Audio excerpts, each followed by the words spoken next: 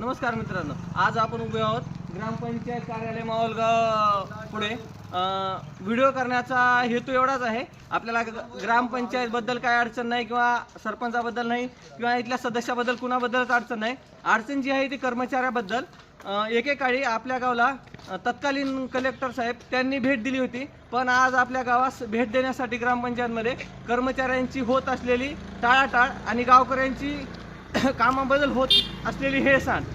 सांगायचा मुद्दा एवढा म्हणला, आपले साहेब कधी फोन उचलत नाहीत। जर कधी फोन उचलला तर एवढंच प्रेमानं सांगतात की येतो, काम करतो। तलाठी साहेब पण काम करत नाहीत आणि येत नाहीत।